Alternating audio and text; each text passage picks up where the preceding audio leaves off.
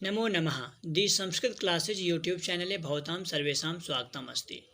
दोस्तों, आज के इस वीडियो में हम लोग यूजीसी नेट जेआरएफ संस्कृत विषय के 2018 के दर्शन सेगमेंट के जो क्वेश्चन हैं उनको सॉल्व करेंगे। तो चलिए शुरू करते हैं। सबसे पहला क्वेश्चन है, तादात्म्य संबंधावच्छिन्न प्रतियोगिता कहा तर्क संग्रहे कहा प्रोक्ता।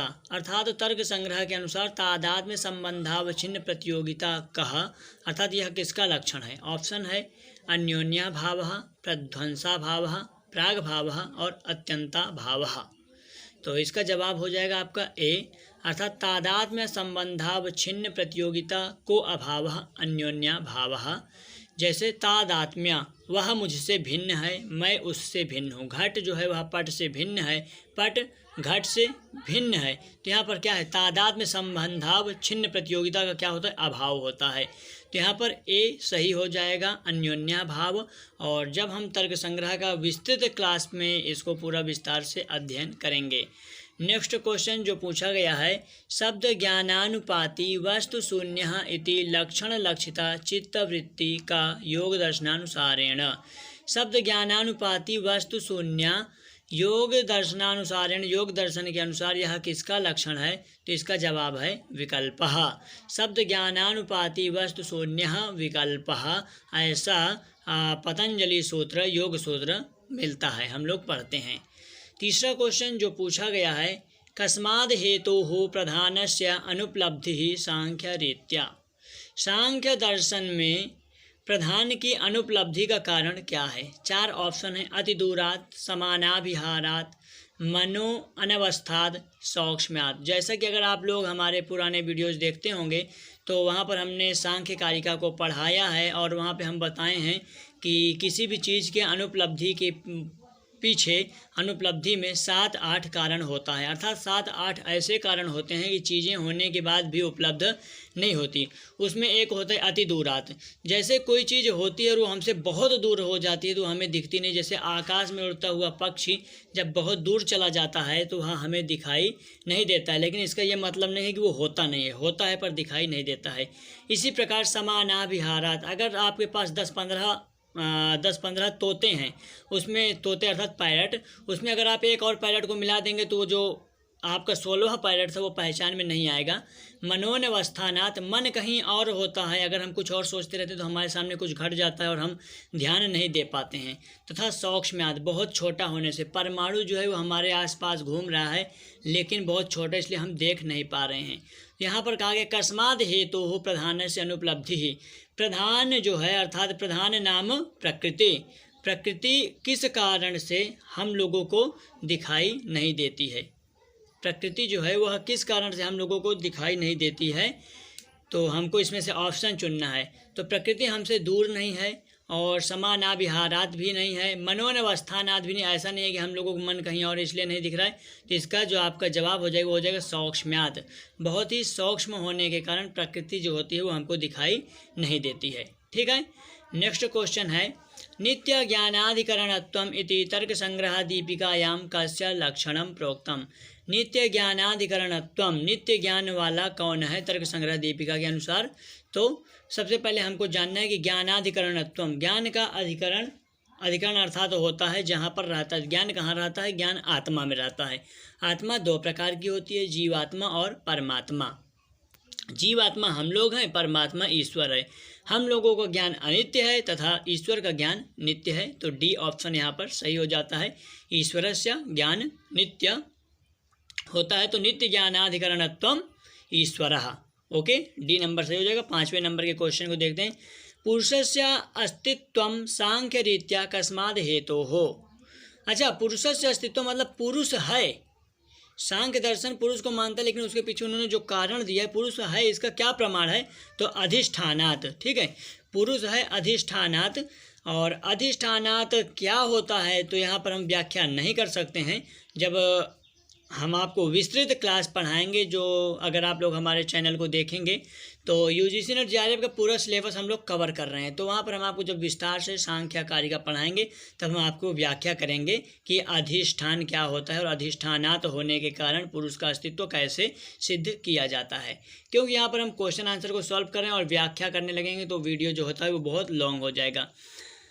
अज्ञानस्य समष्ट्योपहितं चैतन्यम वेदांते किमुच्यते। अज्ञान का जो समष्टि उपहित चैतन्य है उसको वेदांत में ईश्वर कहा जाता है, और इसको जो समष्टि होता है व्यष्टि होता है। तो व्यष्टि में क्या कहते हैं, समष्टि में क्या कहते हैं। तो इस प्रकार से विस्तृत क्लास के लिए आप हमारे चैनल को सब्सक्राइब कीजिए, और जब हम विस्तृत क्लास आपको पढ़ाएंगे तो आप पूरा समझ पाएंगे। नेक्स्ट क्वेश्चन है, तर्क संग्रह दीपिकानुसारम तज्जन्यत्वे सति तज्जन्य जनकत्वम कहा। उत्तरम अस्ति व्यापारः। तज्जन्यत्वे सति तज्जन्य जनकत्वम व्यापारः, सी नंबर सही हो जाएगा। नेक्स्ट इंपॉर्टेंट क्वेश्चन है, सांख्य दर्शने कैवल्यम कस्य मन्यते। सांख्य दर्शन में कैवल्यम अर्थात मुक्ति ही किसकी होती है। तो जवाब है मुक्ति ही पुरुषस्य।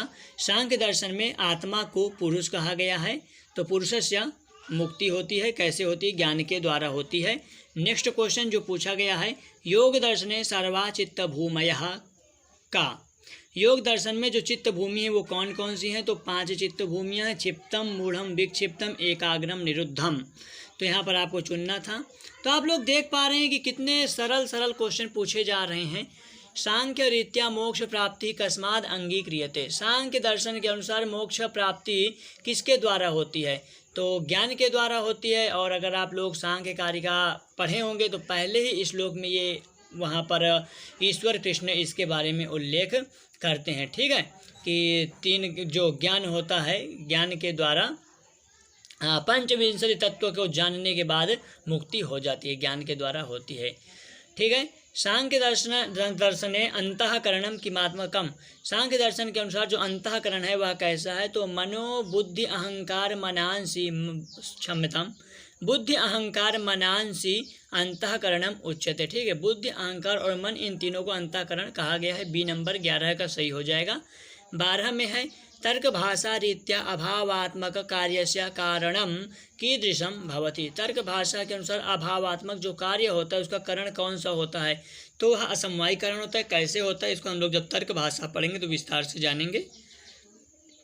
अगला क्वेश्चन है जो इसी वर्ष 2018 में पूछा गया है, तर्क संग्रह रीत्या मनः कीदृग।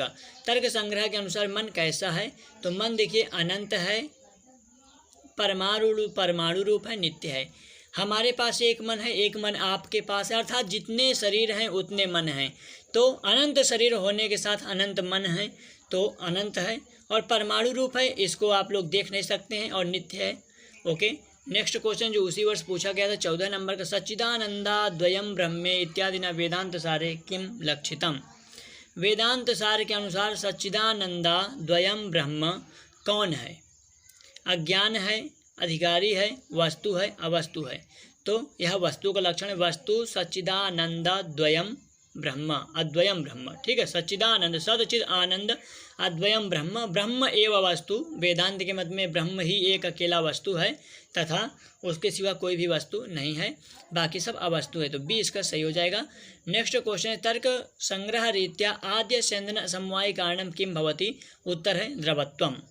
द्रवत्व होता है बहने के प्रति कारण। जब हम लोग विस्तार से पढ़ेंगे तो वहाँ पर समझेंगे। तो मित्रों, अगर आप लोग हमसे यूजीसी नेट जेआरएफ को अथवा टीजीटी पीजीटी कोई भी संस्कृत के एग्ज़ाम को विस्तृत क्लासें चाहते हैं, तैयारी करना चाहते हैं, तो आप हमारे चैनल को सब्सक्राइब कर सकते हैं और अपने मित्रों को भी चैनल से जोड़ सकते हैं। उनको प्रेरित कीजिए, बताइए चैनल के बारे में, लाइक कीजिए वीडियोज़ को। और अगर आप किसी अन्य टॉपिक पर वीडियो चाहते हैं तो कमेंट कर सकते हैं। वीडियो चैनल पर आगे और भी ऐसे वीडियो जाएंगे। साथ ही हम संभावित प्रश्नों की एक सीरीज भी लाने वाले हैं। ये मात्र 2018 के दिसंबर में जो एग्ज़ाम हुआ था उसके क्वेश्चन थे। यहाँ पर जैसे कि आप लोग जानते होंगे, अगर आप सिलेबस देखे होंगे तो यूजीसी नेट जेआरएफ में 10 यूनिट होता है और प्रत्येक यूनिट से 10 से 10 प्रश्न लगभग पूछे जाते हैं। तो बहुत ही बढ़िया। अगर आपको वीडियो कैसा लगा कमेंट में ज़रूर बताइए। वीडियो को लाइक कीजिए, चैनल को सब्सक्राइब कीजिए। मिलते हैं नेक्स्ट वीडियो में, तब तक के लिए नमस्कार, टेक केयर, जय हिंद।